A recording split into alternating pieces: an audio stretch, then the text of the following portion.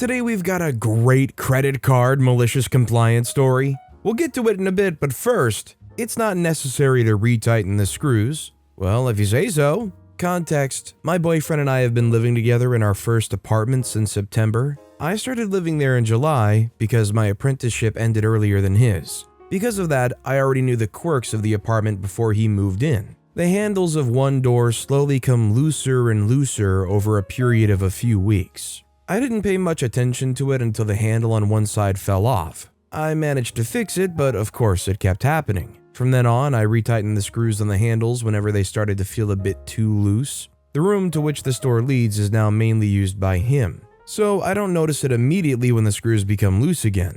When I do notice, I tell him he just needs to retighten them or the handles will fall off. He's the kind of person who will procrastinate as much as possible, and since he hadn't seen the handle fall off, he just thought I'm worrying a bit too much and it would be fine. Until a few days ago, I'd take care of the screws every once in a while when I could see that the handles were very close to falling off again, because it makes me anxious when I don't fix it. So a few days ago, the handles were once again very close to falling off. I told him so and said he needs to retighten them. He said that it'll be fine, he'll just be careful when using the door. Usually I'd get my trusty nail file and do it myself, but this time I was too annoyed. Well, less than an hour later I heard something fall to the floor. Surprise! It was the handle, and I had to open the door from the other side so he could get out. I showed him how to fix it and told him again that he needs to retighten the screws regularly or he won't get out. I think this time he finally understood why I've been so fussy about it. Not sure if this was enough for him to really learn his lesson or not, so I'm curious to see what happens the next time when the screws become loose. Now, to be honest, I'm not a very handiwork kind of guy, but would this be solved if they just had a proper screwdriver and properly tightened that thing down? You know, rather than using a nail file to slowly screw them in a little bit? Also, hi, I'm Steven, and if you enjoy awesome stories of malicious compliance, why not hit that subscribe button down below? That said, our next story is Don't Stop Cooking Till 7. You got it, boss man. Context: I, 20-year-old male, work at a grocery store in the deli department, where we also make fried chicken and wings. This took place on a Friday as we have daily sales, and for Friday the wings are on sale. Bucket of wings is $9.99 for 2.5 pounds. The normal price is $17.99 for a bucket. We also sell it by the pound for $8.99, but next to nobody getting wings gets anything but the bucket. I've worked at this store for almost a year and a half now, and this took place a couple of months ago. I show up to work, closing shift, and my manager and store director, aka boss man, are in a bad mood and just got a feeling that later turned out to be true. Why? I don't know. I do my normal things, serving people, making food. Everything was fine till about an hour into my shift. Boss man comes up to me telling me to make wings and don't stop frying till 7. This is something he tells me but only once, and normally when he's leaving.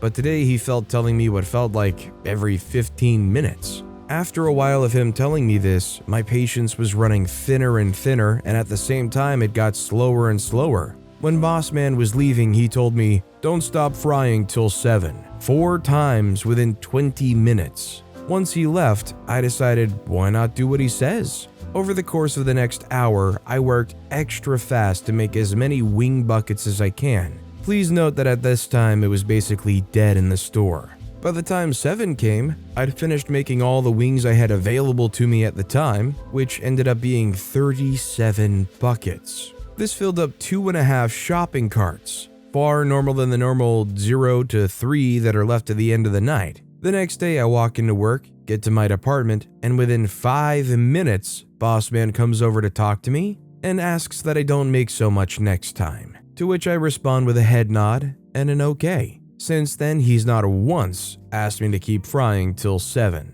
I'm just sitting here thinking, $9.99 for a 2.5 pound bucket? Either these are like the crappiest wings ever, or that's a pretty darn good deal wherever they work. Our next story is a little light reading. About 10 or so years ago, I started in a new job that's quite technical, with lots of technical reference documents that are updated regularly. My manager was the type of guy who would expect his staff to work that little bit extra each day and would make snide comments about you if you had the audacity to leave work on time.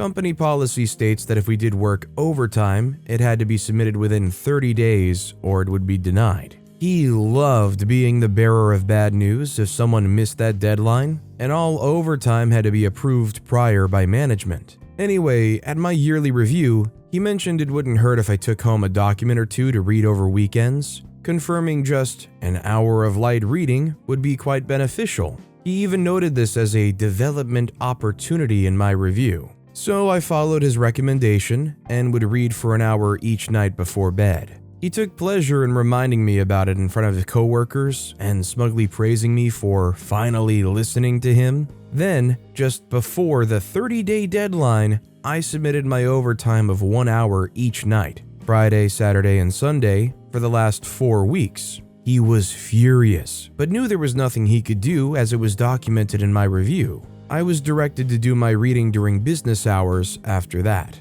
The kicker? Company policy also states overtime not merged with my normal work hours is paid at a minimum of 4 hours pay at overtime rates, meaning I got 7 hours pay for every hour I read each night. Quite lucrative in the end. I'm wondering if this actually complies with whatever legal requirements there are for reporting overtime. Although I do think requiring you to claim overtime within 30 days seems like a reasonable amount of time. Maybe 60 days would be a little bit better though, obviously, because if you work like, let's say Tuesday, and then you do it again Thursday that week, it's like having to keep track of all of these individual days and report all of them individually, more or less within 30 days. It's kind of weird. Our next story is the $12 potato. This happened last night within 2 or 3 customers of another malicious compliance happening. Long story short, a man orders a baked potato with everything on it. Here at Mendy's, our baked potatoes can come with bacon, cheese, chili, shredded cheese, sour cream, margarine, etc. I explained as much to the customer, and he was none too happy. Look, when I say everything, I mean everything. Like if you offer it as a topping, I want it on my potato. He then drove on through to the window as I heard him curse my very existence. Enter malicious compliance. We made that baby with every topping imaginable. It was like a scene from Willy Wonka, sprinkling crispy onions, squirting honey mustard, slathering mayonnaise, bourbon sauce, and crumbling blue cheese. This potato was a monstrosity, and I would have loved to have seen the customer's face when they tried to eat this thing.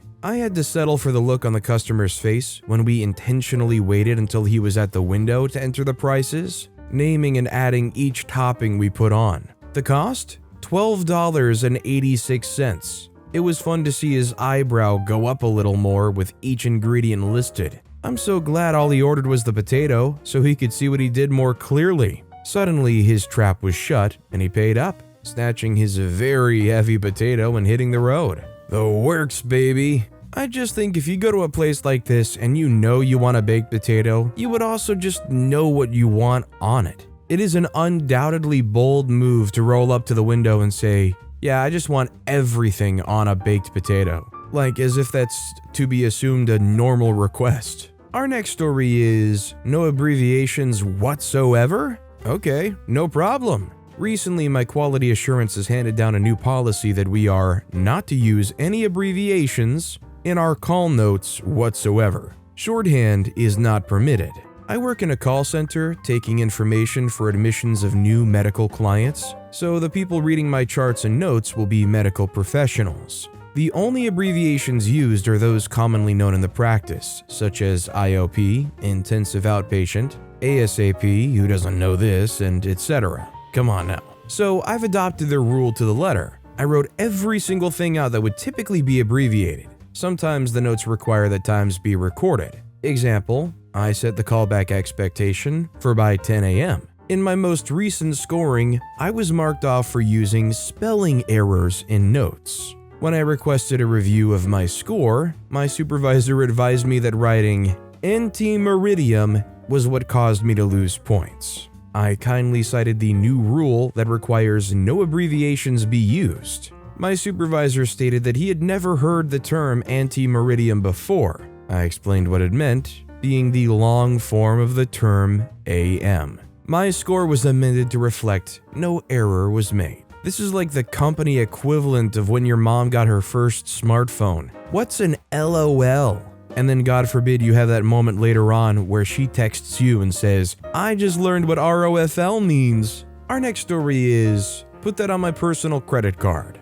Okay. In 2000, I was hired by a company in the construction industry. In 2002, they asked me to help start a new division of the company. They are the owners and the general manager. The general manager made it known he had a bug up his butt for me after my first year. Intermittent little digs, flippant attitude, demeaning, etc. Cut to after we get the new division up and running, and I request being able to start a web presence. Ownership is all over the endeavor, while the general manager brushes me off and says, "It's your division, do what you want." My division functioned with a separate business name. As I'm purchasing the domain name, my thoughts turn to the mothership and how it has zero web presence. Checked out and lined up the actual two business names and several close permutations so they would be somewhat secure in knowing their business names couldn't be taken out from under them. I go to the general manager and ask for a check from the main company to pay for the domain names, and he again brushes me off saying, "It's your division," his favorite line, "do what you want. You've got a credit card, expense it like anything else." I did start to ask, "Are you sure you want me to put it on my personal?" and was curtly cut off. By 2004, my division was running at a 44% profit margin, which netted $750,000 a year. In the first 6 months of its existence, I'd already paid back the build-out, training, machines, equipment, all the startup and setup. That is how successful this division was. The general manager became jealous of my achievements and tried to seize control over operations, citing he was the general manager of the entire company, whereas prior, it was my division to do what I wanted. Each horn in by him, I would deflect and defend my division. By 2005, I'd had enough and ended up quitting as I heard he was preparing to fire me to fully seize the shiny penny as his own and take all the credit. I planned ahead, saved money, quit, and took 6 months off. It was a spring to fall extravaganza of doing whatever the heck I chose. Good times. Good freaking times. About a year later, I can't remember exactly how long, a charge appeared on my credit card for my former company's domain names. Being for several, the amount stood out like a sore thumb. I called and verified the charge and who or what it was for, and in my conversation with a very nice person, they said, "Yes, Mr. X, all of these names are registered to you." About 3 years after I'd left the old company, my phone rings and guess what number pops up on the screen? Oh yeah, I let that go to voicemail. The message was from the bookkeeper asking if I could return their call. Next day, here they try again, but straight to voicemail they go. After a week of messages that were now pleading me to call them back, I returned the bookkeeper's call. Well, the cat came out of the bag and the main company finally decided to build out a web presence and had shelled out a ton of money to do so. Think online catalog, interactive web page, all the things we expect now, but were high tech then and were just coming into functional reality. Lo and behold, when they went to get their beautiful .com up and functioning, their exact name was taken, as well as a string of similar ones they could have used had I not snatched them up. The bookkeeper asked me to release the names to them. I indicated that would be very easy to do. It's a simple matter of signing them off, no? They agreed as their anxious web builder had prepped them for the chat with me. I said I'd be happy to turn the keys to the kingdom over to them, but I wanted a few things. Reimbursed for all of the expenses up until that point for owning the domain names, a finder's fee. That pissed them off, but what can I say? I was yelled at to put their domain names on my personal credit card, and the general manager himself would have to hand deliver the check. That third line item was a sticking point, but dear Mr. Manager was forced to bend the knee. I mean, I certainly wasn't going to budge. General manager showed up at the appointed place, hands me the check, and barks at me about returning their domain names to them today. He did this so loudly people in the coffee shop we met at turned and stared. I laughed and said, "After the check clears, sure, yeah." He balked and insisted I immediately transfer the names to them as I was holding up the entire show. As I left, I smiled and said, "You're to blame here. You yelled at me to put the domain names on my credit card." He was absolutely fuming at this point. I said, "Besides, I love taking your advice to do what I want. Remember?" And I am. See, most people that do this are doing it in a very predatory way where they know a company would probably want that domain at some point, and they go and they register it and grab it up before that company can get it. OP was just doing their job and was just doing exactly what they were told to do. God forbid they try to make sure that they get properly compensated for that. But with that being said, that's all the time we have for today. Now, if you want to hear another awesome malicious compliance story, check out that video on the left. Or if you missed my latest video, check out that video on the right. That said, I'll see you all next time with some more stories.